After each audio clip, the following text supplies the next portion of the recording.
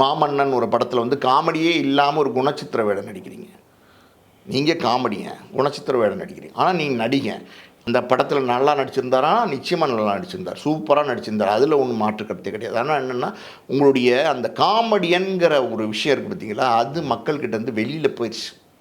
இதெல்லாம் மீறி வந்து உங்களோட ஆட்டிடியூடு, கண்ணாடியை மாட்டிக்கிறது, அதுக்கப்புறம் உங்களோட நட உட பாவனை, ஒன்றுமே இல்லை. சிம்பிளாக சொல்கிறேன் கேளுங்க. அதாவது ஆரம்பத்தில் இந்த ஃப்ரெண்ட்ஸில் இருந்த வடிவேலும், வின்னர்ஸில் இருந்த வடிவேலும், இப்போ இருக்கிற வடிவேலும் கம்பேர் பண்ணி பாருங்கள், உங்களுக்கு சிரிப்பே வராது. காரணம் வந்து பாடியே மாறிச்சு, உடல் வாகே மாறிச்சு, வேறு மாதிரி மாறிச்சு.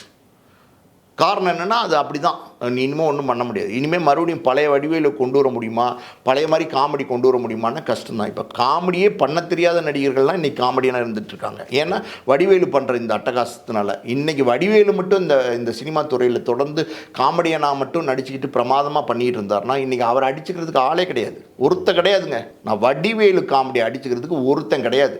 ஆனால் வடிவேலு வந்து தன்னுடைய ஆட்டிடியூட்னால் எல்லாமே மாற்றி மக்கள் மனசில் வந்து ஃபேட் அவுட் ஆகிட்டார். இப்போ வந்து சுந்தர் சி படத்தில் கம்பேக்குன்னாங்க, இதுக்கு முன்னாடி நாய் சேகர் படத்தில் கம்பேக்குன்னாங்க. கம்பேக்லாம் இன்னைக்கு கஷ்டம்.